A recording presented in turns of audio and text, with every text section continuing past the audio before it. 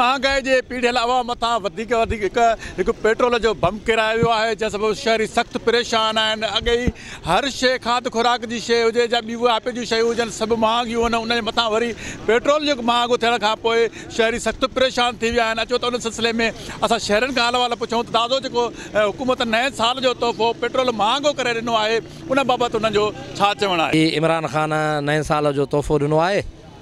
हुई बि इमरान ख़ान सिंधियुनि खे सेकंड करे ई कोन थो, पर ही रुगो पेट्रोल महांगो कोन्हे, हिते खंडु महांगी आहे, हिते अटो महांगो आहे, हिते दालियूं महांगियूं आहिनि, हिते मेडिसन महांगाई आहे। जॾहिं निहारजे थो ओॾे महांगो ई महांगो नज़र थो अचे।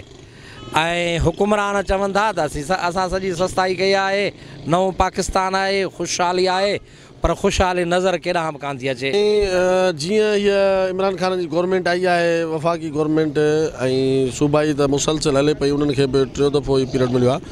पर असां ॾिसूं था त जेको आहे का बि हिकिड़ी शइ जी सस्ताई कान थी आहे। हिकिड़ी रुपए वारी जेका शइ आहे, खसीस रुपए वारी शइ, उहा 5 रुपए थी वई आहे। हितां जो अवाम, हितां जो हारी नारी मज़दूर जेको उनजी ॾियाड़ी 500 रुपया आहे, ऐं घर उहो वञे थो 500 रुपया खणी, त हुनजे हिकिड़े वेले में 500 पूरा कोन था थियनि। ॾाढी करे छॾिया इमरान ख़ान। असां क़ौम सॼी असां त महांगाई, हर शइ महांगाई थी आहे। पेट्रोल वधाए छॾियो अथनि, किराया वधी विया आहिनि, ग़रीबनि ते ज़ुल्म थो थिए, हर शइ भाॼियूं महांगियूं, सामान महांगा थिया आहिनि। असां अपील था कयूं सदर पाकिस्तान खे, बाबा जल्दी इनखे हटायो, इमरान ख़ान खे असां ज़ुल्म हटायो। पेट्रोल त अॻे ई महांगो हुयो, पर हिन पेट्रोल हींअर जेको वधियो आहे, माण्हुनि जो अॻे ई जीअण जंजाल लॻो पियो। हिन हुकूमत मां सभु माण्हू बेज़ार आहिनि। का बि शइ अहिड़ी रहियल कान्हे का जेका महांगी हिननि न कई हुजे, ॿीणी चौणी ॾहूणी करे चई अथनि।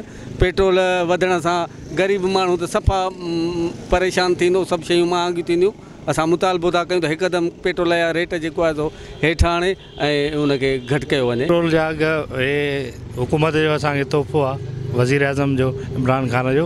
इंतिहाई महांगाई चोट चढ़ियल आहे, ग़रीब माण्हू हिकु वेले जे मानी कंबेला परेशान आहे।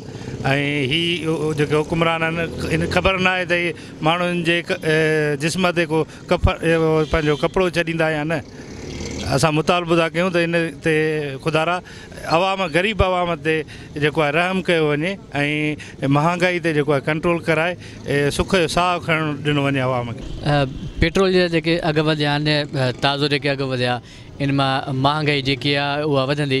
का बि हिते सिस्टम न आहे, ओघरा हुजे या का बि उन्हनि जी पॉलिसी कान्हे, 15 ॾींहं पेट्रोल वधाइनि था ऐं ग़रीब अवाम खे उनजो नुक़सानु थिए थो।